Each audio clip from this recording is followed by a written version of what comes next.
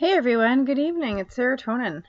I wanted to make sure that I did a video on this extremely moving event that happened because I do go to Fox News quite often, actually, sometimes a couple times a day, just to see what is the narrative being told to the public. Now, I realize that Fox News is probably more right-leaning than most of the news outlets out there, but earlier today I caught this. It was literally on their website for about, I don't even know, like maybe an hour.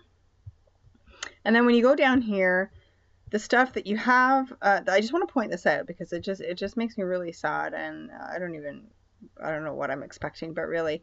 So there's all this other business going on here. Okay, this article about O.J. Simpson and Kris Jenner has literally been on this website now for 48 hours because that is super important. However, of course, this particular story is considered not.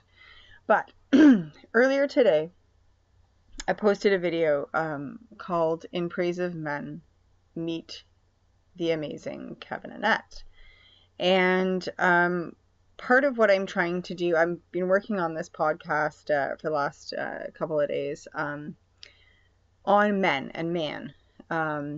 And it's actually gotten a bit difficult to get together because I ended up piecing things from different recordings, and I've kind of a bit lost track of what I was talking about.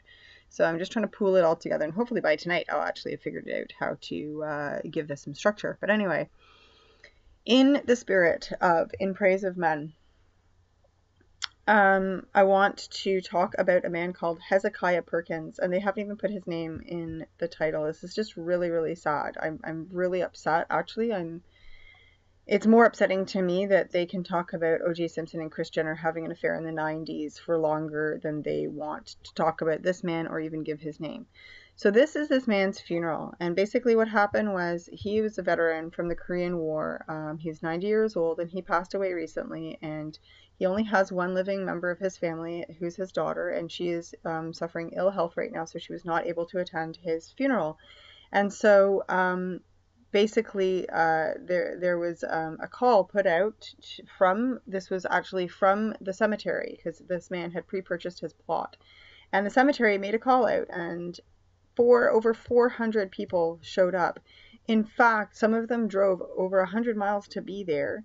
And what I absolutely love about this picture is, even though he was buried with full military everything, all the bells and whistles, and I'm so sorry, I'm just a little bit ignorant. I don't really know the proper phrasing for this. But look at these dudes who showed up to carry his casket. I mean, they look like they could be in a motorcycle gang. I'm sure they possibly are in a motorcycle gang. And they drove, some of them, hundreds of miles, over 100 miles, to come to this man's funeral. I am more than touched by this display of human decency and honor and love, frankly, for a stranger. And I just think it's beautiful. And the fact that they look the way they do makes it even more beautiful. So let me read from the article.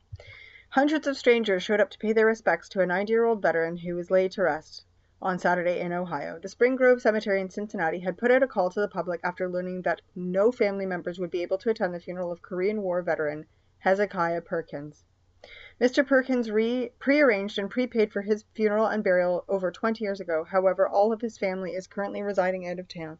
We are asking any members of our community who are able to attend his burial tomorrow. So his family didn't show up because they're out of town, but other people, strangers from out of town, sure did. The cemetery said they saw a tremendous turnout on Saturday as Perkins was buried with military honors. Thank you to the hundreds and hundreds of patriotic citizens who came to pay tribute to veteran Perkins today. We are humbled by the turnout and so very proud of our Spring Grove family and especially our community, said an update following the service. During the burial, funeral director Lene Strawn received the flag on behalf of Perkins' family.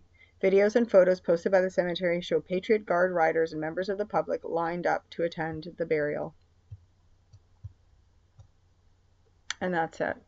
And that was a full article about an hour and a half ago, and now it's been basically clipped down to this.